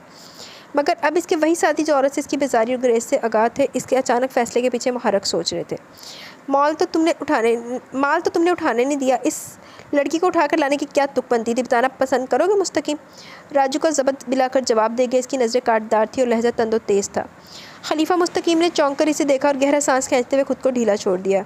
अगले डाके से मैं अपना हिस्सा नहीं लूँगा। वो माल सब में बराबर तकसीम होगा सवाए मेरे। इस बात का जवाब था। अजीब फैसला था। राजू ने होंठ भेंचकर खुद को कोई भी बहुत गिरी हुई बात कहने से बामुश्किल रोका। वो इस वक्त मुस्तकीम को तैश दिलाना नहीं चाहता था। वो इसके गुस्से की खतरनाकी से आगाह था। फिर इसका सरदार होने की बिना पर इसका हुक्म मानना, इनके फ़ैसले को एहतराम भी इन पर लाज़िम मलज़ूम था। बशीर को फ़ोन मिला। इसे कह कि हमारे पहुँचने से कबल घोड़े समेत मुंतज़िर मिले। इसका मुखातिब अब भी राजू ही था। इसकी भारी भरकम आवाज़ जीप के माहौल में गूंजी। इसने हुक्म की तामील में जेब से मोबाइल फ़ोन निकाला और इसका पैगाम आगे से स्पार्ट अंदाज में मुंतकिल करने लगा। खलीफा मुस्तकीम कदर मुतमिन होकर सीट पर रिलैक्स अंदाज में नीम दराज हो गया। अब वो फिर से इस बेहोश लड़की को तकने लगा। एक बार मरतबा फिर इसकी निगाहों में पहले का सा तफक्कुर नहीं था, बल्कि एक अनोखी चमक थी जिसे इसके साथियों ने हैरत से देखा था। आज वो हर लिहाज से गोया इन्हें हैरान करने पर तुला हुआ था। इस जैसे बेहुसन खुरदरे जज्बात से आरी शख्स ने जीप को लगने वाले झटके के नतीजे में ढलक कर सीट से नीचे गिरती हवस बेहोश लड़की को इस तरह संभाला कि गोया अपनी गोद में भर लिया। जीप अब पक्की सड़क छोड़कर कच्ची सड़क पर फराटे भर रही थी। लो कुड़ी चक लिया, पहली नज़र से फिदा हो गया मुस्तकीम साहब, तो कुड़ी चक लिया खलीफा। अच्छा, इस तवील सफ़र का अख्ताम जिस जगह पर जाकर हुआ वो एक बेहद वीरान इलाका था, जहाँ दूर दूर तक आबादी और ज़ीरू का नामो निशान नहीं मिलता था। एक अजीब वहशत अंगेज़ सन्नाटा चार सू फैला हुआ था, एक तवील और अरीज़ कता अर्जी जिसमें आगे लातादाद दरख्तों और खुद रू झाड़ियों ने इस जंगल का रूप दे डाला था। जी वहीं आके रुकी थी। खटाक खटाक दरवाजे खुले और शफक की लाली से उभरते सूरज के गोले के साथ वो चारों भी जीप से बाहर निकल आए। राजू ने मुंह को आगे हाथ रखकर एक बेहियत मगर मखसूस आवाज़ निकाली, जिसके नतीजे में जंगल में सरसराहट गूंजने लगी। साथ ही घोड़े की हनहनाहट भी। झाड़ियों को हटाकर खुश पत्तों में चलता घोड़े की लगाम थामे कुछ तौक़ुफ़ के दरख्तों के झुंड से एक वैसा ही भारी हब्से का आदमी सामने आ गया। कौन जाएगा घोड़े पर? आने वाले के सवाल पर राजू ने तलख तासुरात के साथ खलीफा की जानिब इशारा किया। आने वाले ने पलटकर अपने सरदार को देखा, जिनकी चिमित मतवजा नहीं था। इस त्यापे का क्या करना? कहो तो वापसी पर नदी में फेंका। राजू का इशारा हवस बेहोश दिया की जानिब था। लहजा खार खाया हुआ था, जो जाहिर करता था कि इसका मूड अभी भी बुरी तरह ख़राब है। आज इनके दरमियान एक तनाव की कैफियत थी, तो वजह यकीनन दिया की मौजूदगी का बाइस था। खलीफा मुस्तकीम ने पलटकर सर्द मगर तादीबी नज़रों से राजू को देखा। राजू एकदम होंठ फेंच गया। ऐसी तादीबी का मतलब वो खूब समझता था जिससे आगे बढ़ने की इजाज़त नहीं। सभी मुस्तकीम की इस नज़र से खाइफ रहा करते थे। वो खामोश था मगर इसका मूड सर्द मोहर ही था। इसी मूड के साथ खलीफा मुस्तकीम ने आगे बढ़कर जीप के खुले दरवाजे से झुकते दिया को एहतियात और नरमी के साथ अपने हाथों में उठा लिया। अमानत के साथ साथ हसाम और राजू को भी गोया ने सूंघ लिया था। वो बरसों कबल का वाक़या अब तक नहीं भूले थे, जब साइमा बाई ने जो इस पर दिलो जान से फिदा हो गई थी, हर मुमकिन तरीके से अपने दाम में फांसने की कोशिश की मगर नाकामी का सामना करना पड़ा। और एक रात जब इनके यहाँ ऐशो तुरब की महफिल अरूज पर थी, साइमा को जाने के सूजी के रक्स छोड़कर इसके गले लग गई। वहाँ मौजूद इन सब की सीटियों और गलों का कहका इस वक्त घुट गया जब खलीफा मुस्तकीम ने साइमा को एक झटके से खुद से अलग करने के बाद जनाटेदार तमाचे से इसके हवास वापस ठिकाने पर पहुँचाए थे। ये थप्पड़ तुम्हें आइंदा मेरे करीब आने से रोकता रहेगा। हर कोई ज़रूरी नहीं कि नफस का इतना ही गुलाम हो कि तुम जैसी औरतों के हाथों खिलौना बन जाए। इसके लफज में फनकार थी, नफ़रत थी। वो तनफन करता वहाँ से चला गया था और अपने पीछे गैर यकीनी भरा सन्नाटा छोड़ गया। वो सब इसकी परहेज़गारी और मजबूत असाबी के कायल हुए बगैर न रह सके, मगर साइमा इनकी दिलजोई और हमदर्दी के बावजूद भड़की रही थी और वो महफिल बदमज़गी के बायस यूँ ही ख़त्म कर दी गई। राजू इस वक्त भी मुस्तकीम पर बहुत खफा हुआ था। माना तुम जाहिद खुश को, मगर हमारा भी काम ख़राब कर दिया यार। मुझे नहीं लगता वो वापस आएगी कभी। तो ना आए, मैं लानत भी नहीं भेजता इस पर। वो जवाब में इसी शदीद लहजे में गुर्राया। राजू ने आजिज़ होकर इसे देखा। तुम क्या समझते हो खलीफा मुस्तकीम? इस औरत के ताल्लुकात सिर्फ हमारे साथ है, वो सियासतदानों और पुलिस अफसरों के भी दिल बहला दिया। शदीद खतरा मोल ले लिया तुमने। आपके खलीफा ने जवाब नहीं दिया। इसने जाना था राजू कुछ इतना भी गलत नहीं कह रहा। अगर वो इंतकाम पर उतरती तो इन्हें गिरफ्तार करा सकती थी। ठिकाने का पता भी था। भले वो बहुत मोहतात थे और आंखों पर पट्टी बांध के बेहोश करके यहाँ लाए थे। तो इसका यही हाल है कि तुम आइंदा से ना बुलवाना। इसके पास आसान हल मौजूद था। राजू झुंझलाने लगा। हम हर किसी पर एतमाद भी नहीं कर सकते। एतमाद करना इतना ज़रूरी नहीं, ना ही शैतानी खेल रचाना। आपके खलीफा मुस्तकीम का लहजा वाज़े तौर पर तंजिया हुआ। राजू का चेहरा सुर्ख हो गया। मिस्टर खलीफा मुस्तकीम, ये फितरी तकाज़ा है। हमारी शादी नहीं हो सकती। हम अपनी ख्वाहिशें को नहीं मार सकते। वो इससे बढ़कर जहरखुन हो रहा था। खलीफा ने होंठ खींच लिए। मेरी मिसाल तुम्हारे सामने, लेकिन बात सिर्फ इतनी है कि अगर कोई किसी बुराई से बचना चाहे। खलीफा के दूबदू जवाब देने पर राजू को आग सी लग गई।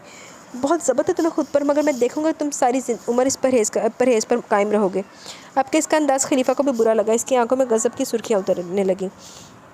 मैं कभी गुनाह का ये रास्ता नहीं अपनाऊंगा। वैसे भी औरत ज़ात की हकीकत मेरे नज़दीक इतनी नहीं कि इसे इस तरह अपनी कमज़ोरी बना लूँ। इसका लहजा नफ़रत की आंच से दहक रहा था और इस नफ़रत से तो वो सब आगाह थे। हाँ, इसकी वजह मालूम नहीं थी कि वह कब किसके सामने खुलता था। वो कभी किसी को इतनी जुर्रत भी नहीं देता कि कोई इसके अंदर झांक सके। तुम घोड़े पर बैठो खलीफा, मैं करा देता हूँ लड़की को सवार। दिया समेत घोड़े की पुष्ट पर सवार होना मुस्तकीम के लिए मुश्किल साबित हो रहा था, जिसे महसूस करते ही हसाम इसकी मदद के ख्याल से आगे बढ़ा। खलीफा मुस्तकीम ने हाथ उठाकर इसे मना किया। इसकी ज़रूरत नहीं। इसके लहजे में अजीब सी सटमोहरी थी जो हसाम को बहुत शिद्दत से महसूस हुई। मुस्तकीम की कैफियत से बेनियाज रकाब में पाँव अटकाकर घोड़े पर सवार हुआ और दिया को किसी नन्ही बच्ची की तरह बहुत सहूलत से अपनी आगोश में समेट लिया। एड लगाने से कबल इसने इसी संजीदगी समेत हैरान साथियों को देखकर फिर राजू को अपने साथ घोड़े पर सवार होने का इशारा किया। एहतियात लाजिम है, जल्द वापस पहुँचो, अपने ठिकाने पर पहुँचो, मैं मुंतज़िर हूँ। फ़ी अमान अल्लाह। अगले लम्हे इसने लगामे खींचकर घोड़ा आगे बढ़ा दिया था। ये वाकई खलीफा मुस्तकीम था।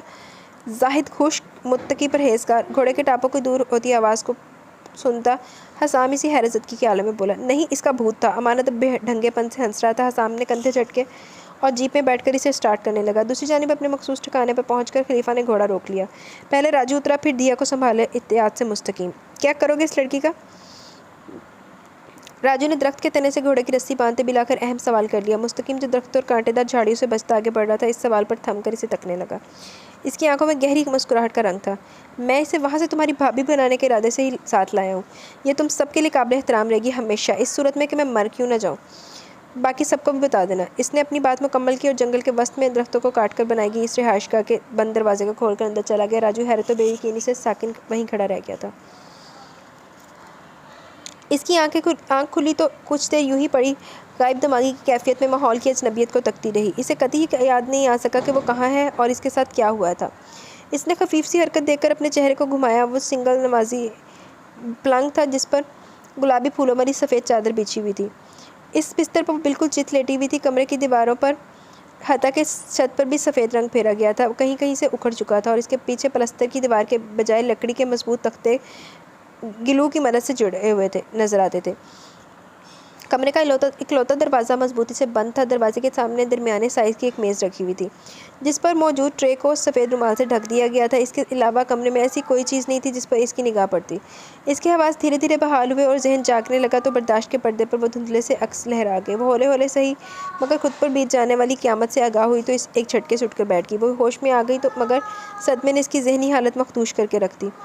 इसकी बड़ी बड़ी आंखों में वहशत और बेबसी के साथ साथ नमी बहुत तेज़ी से छलकती चली गई।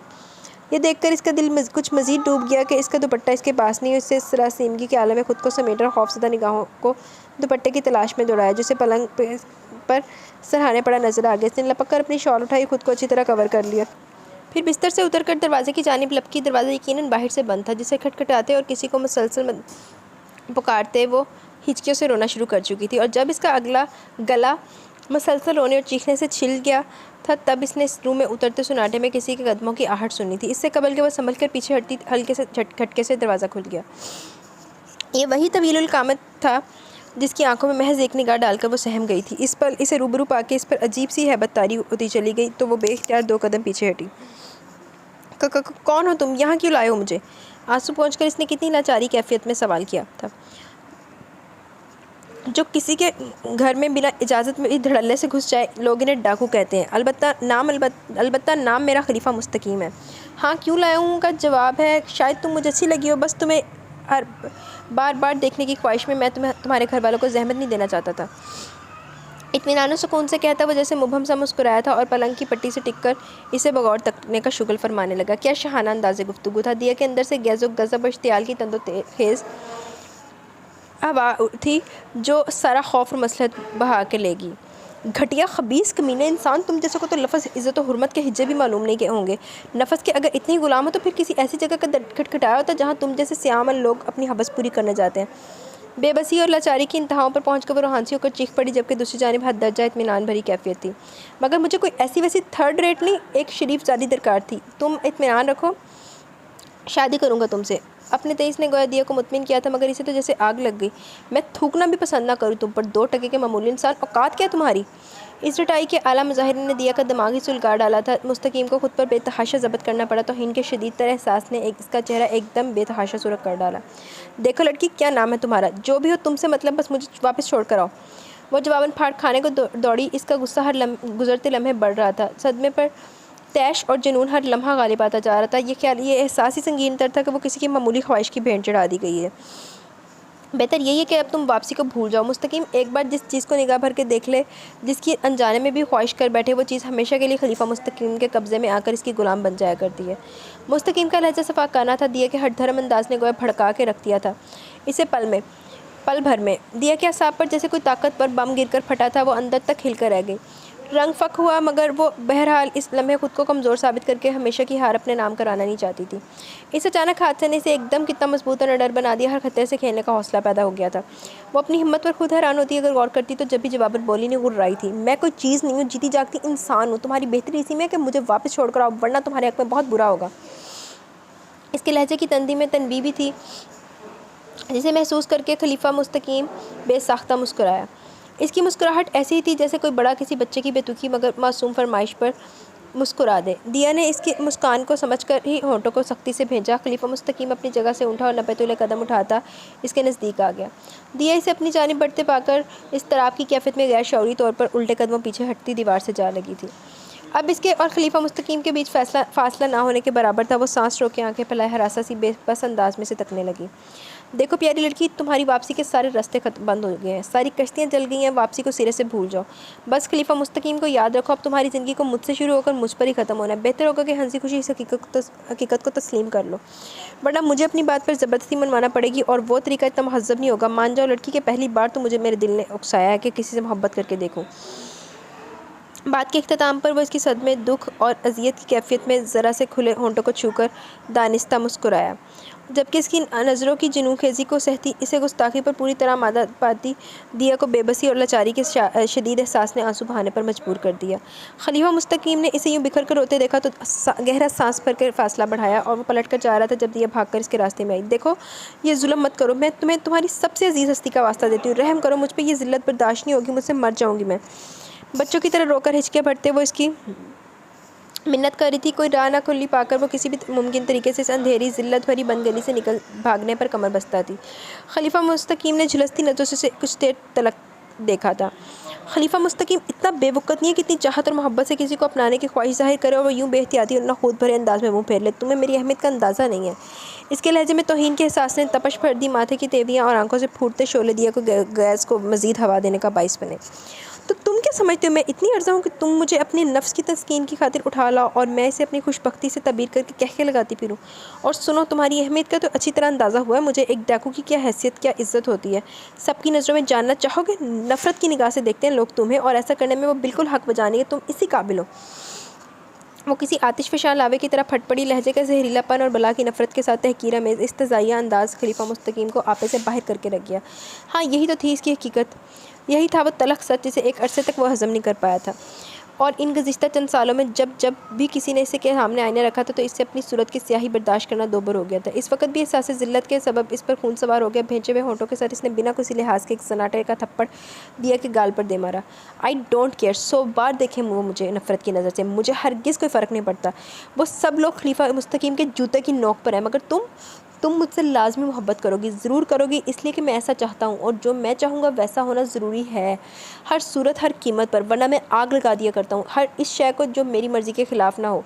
मैं तुम्हें भी जला डालूँगा। सुना तुमने, सुना? वो यकीनन हवासों में नहीं था, अजीब मजनूनाना अब उबलता हुआ तैश था। दिया तो हक थक रह गई, रोना भूलकर सहमी भी खौफ से फैली नज़रों से तकने लगी। पूरा जिस्म खजानज़दा पत्ते की मानित कांपता हुआ खलीफा मुस्तकीम कांपता था।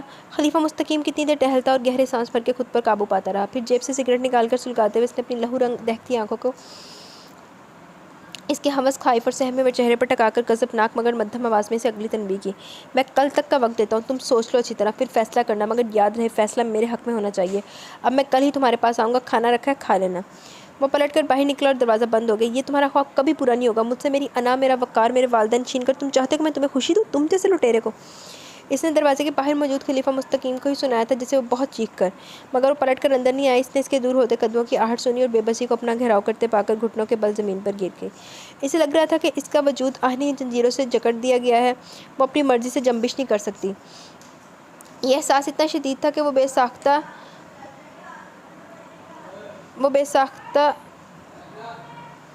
बेख्तियार घुट घुट कर रोती चली गई। वो नीम तारीक कमरा था जिसकी खिड़की इस बाहर की तरफ से मजबूती से बंद थी। इसे वहाँ महसूस हुए कितना अरसा बीत गया। वो हिसाब रखना भी चाहती तो ये मुमकिन नहीं था। इस दौरान कई बार इसके लिए खाने की ट्रे लाने वाला हर बार खलीफा मुस्तकीम होता था। वो उसे देखती तो नफरत से मुंह फेर के बैठ जाती, यहाँ तक कि वो पलट कर वापस नहीं चला जाता। इस वक्त भी वो इसके लौट जाने की मुंतज़िर थी कि वो 2 कदम बढ़ाता इसके नज़दीक आ गया। दिया अपनी जगह पर सिमटी अपनी शाल को कुछ और मजबूती से जकड़ लिया और इसका चेहरा जर्द और हरासा था। वो इसकी मौजूदगी में अपना खून खुश्क होता महसूस करती थी। इसे इस वहशी दरिंदे से बहरहाल कुछ भी अच्छी उम्मीद नहीं थी। क्या फ़ैसला तुम्हारा? इस पर निगाहें टिकाते हुए उसके सते हुए चेहरे को बगौर तकता हुआ बज़ाहिर रसान से बोला। जवाब में खामोशी थी, नज़रअंदाजी थी, गफलत थी, जो खलीफा मुस्तकीम को सुलगाने आग लगाने का बाइस बनी। चलो खाना खाओ। इसने इतनी ज़ोर से इसकी शाल पकड़ कर खींची कि वो भी साथ घसीटती आई। इसकी आंखें आन की आन में खौफ के बाइस फटने वाली होगी, मगर खलीफा मुस्तकीम के चेहरे और अंदाज में अपना कोई गुंजाइश थी ना दनमी। सुना नहीं तुमने, अगर भूख से मरने का इरादा तो इतनी आसानी से कोई नहीं मरता, सुन लो। वो हलक के बल गुराए तो दरवाजे लरज उठी। नहीं खाऊंगी, वो भी चीखी मगर आंसू बह निकले थे। खलीफा मुस्तकीम की जाहिरियत बड़ी, साथ में गुस्सा, झंझलाहट, बेबसी और तलखी भी। ये लड़की इसके नज़दीक अहम थी, ख़ास थी। वो इस पर सख्ती नहीं करना चाहता था, मगर वो इसे सख्ती पर उकसा रही थी। पागल पर मत उतरो, मैंने कहा था ना कि तुम्हारी सारी कश्तियाँ जल गई हैं। फिर मुझे भी जला दो, मार दो मुझे भी। वो ज़बत खोकर ज़ोर ज़ोर से रो पड़ी। खलीफा मुस्तकीम के गुस्से की भड़कती आग पर जैसे किसी ने ठंडे पानी के चींटे मार दिए थे। वो नज़रें चुराता बेसाख्ता होंठ भेज गया। कोई खुद अपने आप को भी नुकसान पहुंचाता। बेवकूफ़, तुम मेरे वजूद का हिस्सा हो, ज़िंदगी की नवीद हो मेरे लिए। इतना बेबस कर दिया तुमने अपनी एक झलक से मुझे कि तुम्हारे बिन जीने का तस्वुर मुहाल हो गया। जब भी तो साथ ले आऊँ तुम्हें, अपने असूल, अपने कवानीन को तोड़ कर। वो कितनी मोहब्बत, कितनी तवज्जो से इसके आंसू अपनी पोरों पर चुन रहा था। अंदाज फिदियाना था, लौट कर जाने वाला, लूट कर ले जाने वाला, दीवानगी की आखिरी हदों को छूता, अकीदतमंदाना सा, मगर दिया बिदक कर फासले पर हुई। मत छुओ मुझे अपने नापाक गलीस हाथों से, मार डालो तुम्हारी इस हरकत ने मुझे। अब सारी ज़िंदगी खुद से निगाह नहीं मिला सकूंगी। जाने दो मुझे, मेरे बाप बाप ने ऐसा कोई जुर्म नहीं किया कि इतनी बड़ी सज़ा भुगते, ऐसी ज़िल्लत सहे। वो और भी शिद्दतों से रो दी। खलीफा मुस्तकीम ने होंठ बाहम सख्ती से भींच लिए। ठीक है, अब मैं तभी छूँगा तुम्हें जब तुम हलाल हो जाओगी मुझ पर। आज शाम को निकाह हमारा, तैयार रहना। वो भारी आवाज़ में बोला, दिए जैसे हवा में मुअल्लक हो गई।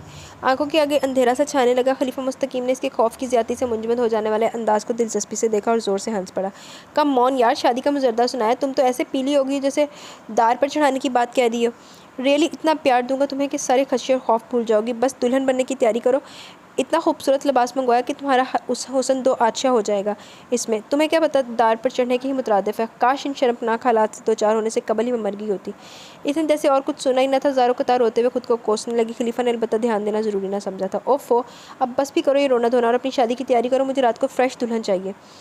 इसकी बात पर दिया एकदम रोना धोना भूलकर खूनख्वार नज़रों से हकारत में इस तासुरात से तकने लगी, जिसकी बेहद गहरी पुरशौक नज़रों की ताब लाना इस बस की बात नहीं थी। किसने कहा तुम्हें कि मैं इस सरेंडर के लिए तैयार हो गई हूँ? मैं तुम्हारे मज़मूम इरादों को कभी कामयाबी से हमकिनार नहीं होने दूंगी। सुन लो तुम। इसके चेहरे से छलकती रूनत, तलखी और तनफ़्फ़ुर को तकता खलीफा मुस्तकीम थम सा गया। इसने अब्रू उठाकर किस कदर सद और तनबीही नज़रों से दिया को देखा। क्या करोगी तुम? मसलन कर भी क्या सकती हो? इसके नज़दीक होकर चिल्लाने की परवाह किए बगैर वो ताव दिलाती मुस्कान लबों पर सजाकर बोला, ऐसी मुस्कान जो शिकस्त का एहसास बख्शती थी। दिया बल खाकर तिलमिलाते हुए अंदाज में आगे बढ़ी और इसी मुश्तिल अंदाज में से ज़ोर से धक्का दिया। मुस्तकीम इससे ऐसी तवक्का रखता था, ना इस हमले के लिए तैयार था। जब भी ज़रा सा लड़खड़ाकर 2 कदम पीछे हुआ। इसका धक्का लगने से इसके पीछे पड़ी मेज़ पर धरा गुलदान ज़मीन बोस होकर 2 टुकड़ों में तब्दील हो गया। दिया ने चौंक कर गुलदान के टुकड़ों को देखा। फिर किसी ख्याल के तहत इसकी आंखों की चमक खतरनाक अंदाज में बढ़ी। अगले ही लम्हे जैसे वो इसमें पारा भर गया। वो बिजली की तेज़ी से हरकत में आई और झुककर बिजली की सी तेज़ी से गुलदान का नोकीला टुकड़ा उठा लिया। इससे पहले कि मुस्तकीम इसके इरादे की संगीनी से आगाह होता, इसने इसी जुनूनी कैफियत के देर से अपनी कलाई इंतहाई बेदर्दी से काट डाली थी। ये सब कुछ लम्हे के 1000वें हिस्से में हुआ। मुस्तकीम तो इसकी कलाई से फवारे की माने निकलते खून को देखकर कई सानियों को पहुंचकर रह गया। एक धानपान सी डरपोक लड़की वो कहाँ इतनी सफाकाना जुर्रत का तसव्वुर रखता था। इससे कबल के वो हवासों में आकर कुछ कर पाता। दिया ने अपनी दूसरी कलाई भी इसी अंदाज में उधेड़ डाली। मुस्तकीम पर छाया ये सख्ता एकदम टूटा। वो हड़बड़ाकर इस पर झपटा और इसकी दोनों कलाइयाँ पकड़ते इसे एक जोरदार झटका देते हुए गमों गुस्से से लरसती आवाज़ में यही कह पाई, ये क्या कर दिया अहमक लड़की? इसकी आवाज़ डूबती हुई थी। इसके चेहरे पर जैसे अजीम नुकसान का तासुर कायम हो चुका था। छोड़ दो मुझे, मार डालूंगी खुद को, मगर तुम्हारे सामने बेबस नहीं होंगी। इससे अपना आप छुड़ाने की कोशिश में हल्कान वो हज़ियानी अंदाज में चिल्लाई। मुस्तकीम शदीद करब से 2-4 हुआ था, मगर जवाब दिए बगैर होंठ भेंचकर इसकी कलाइयों के ज़ख्मों की गहराई जांचने लगा। इसमें ज़ख्मों पर अपने हाथ सख्ती से जमाकर इसने वहीं खड़े खड़े चीख कर अमानत को पुकारा। इसके बाद इसकी जाने मतवजा हुआ तो इसे हारे हुए अंदाज में देखता शिकस्ता लहजे में बोला, इतनी नफरत करती हो मुझसे? इसकी आवाज़ गम की शिद्दत से भिंची हुई थी। दिया के चेहरे पर इस्तेज़ा दौड़ गया। जहाँ बेतनाई थी, उकताहट थी। अमानत दस्तक देने के बाद अंदर आया, मगर दिया कि अबतर हालत ने इसे वाज़ेह तौर पर शशदर करके रख दिया। इसकी सवालिया और इस्तजाबी नज़रें खलीफा मुस्तकीम की जानिब उठी थी, जो इस पल बेहद मुज़मिल और निढाल हो रहा था। इसकी मरहम पट्टी करो अमानत। वो बोला था तो बस इतना। इसकी आवाज़ ठहरी हुई थी, वैसे फासले पर जा बैठा जैसे कुछ भी हो जाए अब हरगिज़ नहीं बोलेगा। अमानत ने सर दाब भरी और इसके हुक्म की तामील करने लगा, जबकि दिया ने भी मज़ीद मज़ाहमत की ना ही इख्तलाफ के तसलसल से बहते खून ने इस पर नकाहत और खौफ तारी कर दिया था। अमानत अपने काम से फारिग हुआ, फिर इसे कुछ पेन किलर्स देकर खाने की ताकीद करता हुआ उठकर खामोशी से बाहर चला गया। दिया साकिन और निढाल बैठी थी। वो अमानत की तरफ खलीफा के जाने की मुंतज़िर थी। इस पर नकाहत का शदीद हमला था और वो सोना चाह रही थी, मगर खलीफा की मौजूदगी में ऐसा मुमकिन नहीं था। मान खलीफा ने अपनी जगह छोड़ दी। असल इसकी जान इस वक्त हवा हुई जब वो बिस्तर पर इसके मुकाबले आकर बैठा। दिया ने चौंकते हुए खौफजदा नज़रों से देखा, जबकि जिसकी गंभीर चुप मानी खेज थी। दिया के अंदर सनसनाहट बढ़ने लगी। वो बेइख्तियार पीछे सरकी थी। इसका कोई फ़ायदा नहीं है। तुम्हारी हर बड़ी कोशिश मेरी मामूली पेशरफत के सामने बेहद हकीर है। और तुम मुझसे शादी नहीं करना चाहती, ठीक है, मैं भी जबर का कायल नहीं हूँ, मगर कुछ खेल जबर और ज़बरदस्ती में भी लुत्फ़ देते हैं। मुझे छीना झपट लेना बुरा नहीं लगता, ये मेरा पेशा भी है, तुम जानती हो ना। इसका लहजा सर्द भी था, शफ़ाक भी, संगीन और मुतमिन भी था। बेलिहाज थी। दिया को अपने हलक में कुछ अटकता हुआ महसूस हुआ तो वजूद में बर्फ़ गिरती हुई वो हर लम्हा जैसे इसी कातिल शफ़ाक बर्फ़ के जानलेवा बोझ तले दबकर ख़त्म होने लगी। क्या मतलब? वो हरासगी के आखिरी इंतहा को छू आई। इसका रंग पीला पड़ने लगा। खलीफा मुस्तकीम ने एक भरपूर और मानीखेज़ नज़र इसके वजूद पर दौड़ाई, फिर इसकी आंखों में अपनी बेरहम आंखें गाड़ दी। मतलब? वो हंसा, फिर इसे भरपूर मगर तंज़िया नज़रों से देखा था। यहाँ हमारे इस ठिकाने पर हर तीसरे दिन मेरे साथ ही ये खेल खेलते हैं, मगर मैं कभी शरीक नहीं हुआ था। लेकिन आज मैं भी हर सूरत इन फासलों को मिटाऊंगा। बहुत आजमा चुकी तुम मेरा ज़ब्त। मैं निकाह करना चाहता था तुमसे, मगर तुम्हें शायद पाबंद होना पसंद नहीं। As you wish. अब मैं इसकी बात पूरी सुने बगैर ही वो फुपक कर रो पड़ी थी, तमाम ज़बत, तमाम हौसले गवा कर। या अल्लाह, इतना बड़ा इम्तिहान में मर क्यों ना गई? ऐसा कौन सा गुनाह था जिसकी इतनी कड़ी सज़ा? ऐसी सख्त आजमाइश है। खलीफा मुस्तकीम होंठ भेजे से यूं बेहाल बेऔसान रोता देखता रहा, फिर आसानियत से बोला, इसलिए कहता हूँ कि निकाह कर लो मुझसे। कम से कम ज़मीर के बोझ से तो आज़ाद रहोगी। मुझे मनमानी से तो रोक नहीं सकती तुम। वो यूं ही रोती रही। इसे समझा नहीं रहा था, गोया कन छुरी से इसे ज़िबा कर रहा था। शफ़ाक इंसान था जिसे सिर्फ अपना मफाद, अपनी ख्वाहिश की परवाह थी। वो इसे रोते देखता रहा। इस आंसुओं में शिकस्त का रंग था जिस मुस्तकीम जैसे ज़ईरक इंसान ने महसूस किया, और चेहरे पर फतहमंदी की मुस्कान बिखर गई। जो किस्मत में लिख दिया जाए इसे टाला नहीं जा सकता। किस्मत जो अज़ल से ही हर इंसान की तय की गई है, फिर वो कैसे इससे फ़रार हासिल कर लेती। इसके पास इसके सिवा कोई चारा ही न रहा था कि वो ख़ुद को हालात के सुपुर्द कर दे। इसने तमाम मज़ाहमत तर्क कर दी थी। कहते हैं ना कि सभी शरीफ इंसान के पास सबसे कीमती शय इसकी इज़्ज़त ही होती है। वो भी इसे इज़्ज़त बचाने की खातिर निकाह पर आमादा हो गई थी। वो काम जिसका आम हालात में इसके आसपास तसव्वुर भी नहीं था, मगर अब इसे हथियार डालने पड़े थे। खलीफा मुस्तकीम की खुशी का कोई ठिकाना नहीं रहा था। इसमें कोई शक नहीं था कि इसकी हरकतों के बाद इसके संगीन तरीन बातों की बदौलत ही वो आमादा हुई थी, कि आखिरी धमकी और आखिरी बात जिसे हर बार याद करके वो बेतहाशा रोई थी। अगर ये तुम्हारी ज़िद है तो मैं तुम्हें वापस भी छोड़ाऊँ, मगर सोचो तुम्हें कोई कबूल करेगा नहीं।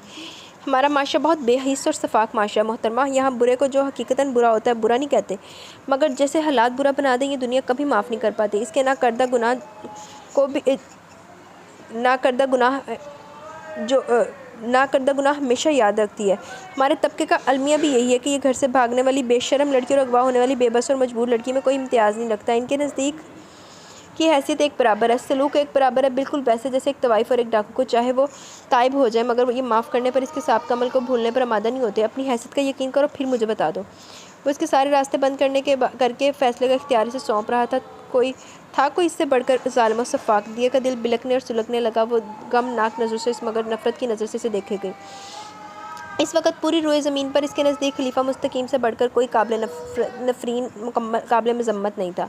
फिर इनका निकाह हो गया। निकाह के बाद खलीफा मुस्तकीम इसके पास आया तो कितना सरशार था वो मनपसंद फतहमंदी के एहसास से। मैं तुम्हारी तैयारी के लिए किसी माहिर ब्यूटिशियन का इंतज़ाम ज़रूर करता, मगर स्वीट हार्ट में कोई ख़तरा मोल नहीं लेना चाह रहा। इस बैग में तुम्हारी ड्रेस की ज़रूरत के अलावा ज़रूरत का दीगर सामान भी मौजूद है। मुझे पूरा यकीन है दिया कि तुम कुछ और आराइश ना भी करो, सिर्फ ये ड्रेस ही पहन लो तो तुम्हारी जगमगाहट से मेरी आंखें खैरा हो जाएंगी। आज मेरी ज़िंदगी का सबसे अहम दिन है दिया, और इसे मैं भरपूर तरीके से मनाने का ख्वाहा हूँ। तुम्हें साथ तो देना पड़ेगा मेरा। तैयार हो जाओ, हरी अब। वो चंद लम्हे रुक कर मुतबस्सम मानी के नज़रों से तकता रहा, फिर इसकी खामोशी को महसूस करता हुआ गला खनकार कर बोला, इस राहदारी के आखिरी सिरे पर जो वॉशरूम है वो सिर्फ मेरे इस्तेमाल में होता है। तुम वहाँ जाके फ़्रेश हो जाओ। इस पोर्शन में इस वक्त सिर्फ हम दोनों हैं। तुम तैयार हो जाओगी, फिर ही बाकायदा जश्न का एहतमाम किया जाएगा। अब यही बात मुकम्मल करके कुछ देर इसके तासुरात नोट करता रहा। वो साकिन और सामत बैठी थी, अलबत्ता आंखों की नमी पलकों की दहलीज फलांग कर फिर से गालों पर उतर आई, जिसे देखता खलीफा मुस्तकीम सरदाह भर के रह गया।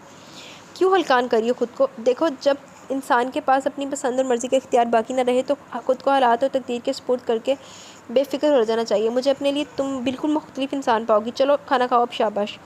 इसके अंदाज़ में मोहब्बत भी थी, अपनाइयत भी। वजह से हर सूरत इसका ध्यान बटाना दुख दूर करना चाह रहा था, जो मुमकिन नहीं था। जो वो नहीं जानता था कि इस पल इसकी अहमियत भी दिया को खार बनकर चुभ रही है। वो इसकी शक्ल देखने की भी रवादार नहीं, जब भी बेनियाजी की बुक्कल मारे बैठी रही, जबकि खलीफा मुस्तकीम इसका मुंतज़िर था।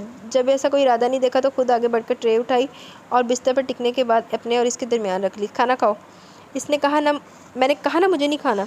आपके वो चीख पड़ी मगर मैं जाला जो खलीफा मुस्तकीम ने बुरा माना। इसी इत्मीनान से प्लेट उठाकर सालन निकाला और खुद नवाला बनाकर इसके मुंह की तरफ ले आया। दिया जो इसकी जाने मतवज्जह नहीं थी इस हरकत पर ऐन इस लम्हे आगाह हुई तो सिर्फ चौंकी नहीं, सटपटा भी गई। मैं खुद खा लूँगी। वो आजिज़ हुई। इसके लहजे में हिजाब में खौफत महसूस करके खलीफा मुस्तकीम मुस्कुराने लगा।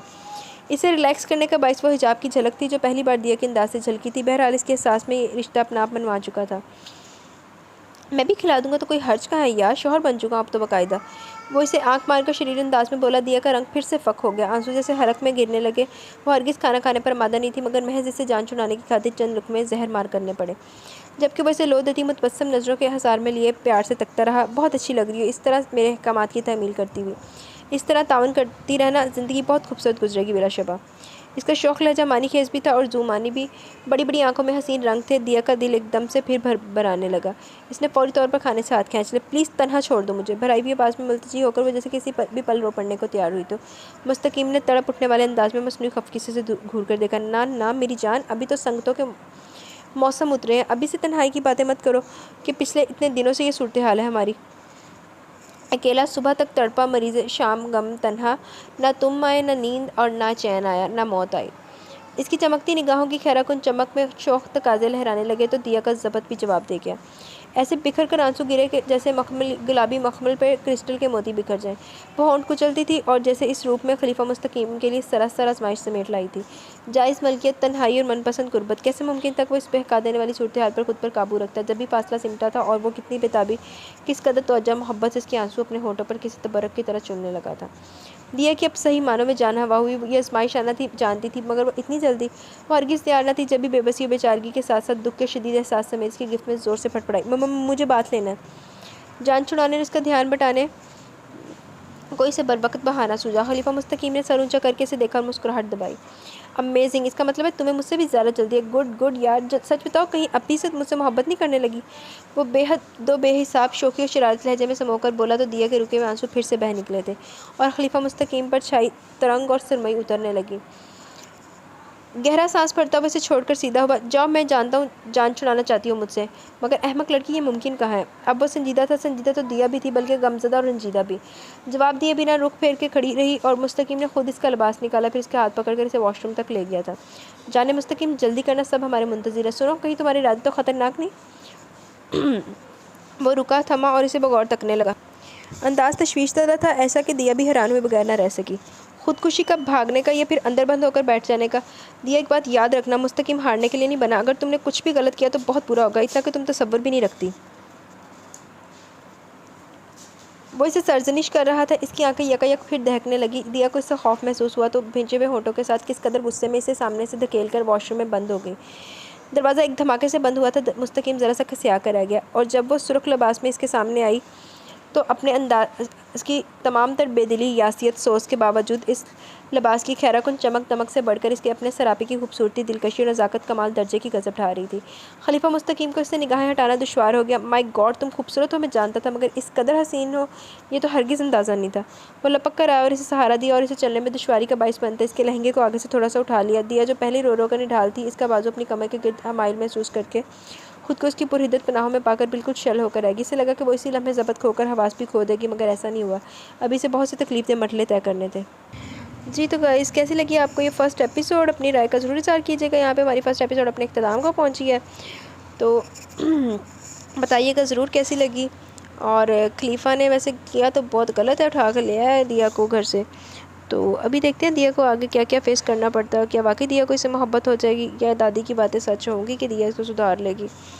तो खैर आगे इंशाल्लाह मिलेंगे कल विद नेक्स्ट एपिसोड के साथ। बस आपने दुआओं में याद रखना है बहुत ज़्यादा, और आपसे एक रिक्वेस्ट है कि मेरे ताया अबू के लिए स्पेशली दुआ करें कि अल्लाह पाक उन पे अपना रहम फरमाए, उनको ज़िंदगी तंदुरुस्ती, सेहत और तंदुरुस्ती वाली ज़िंदगी अता फरमाए।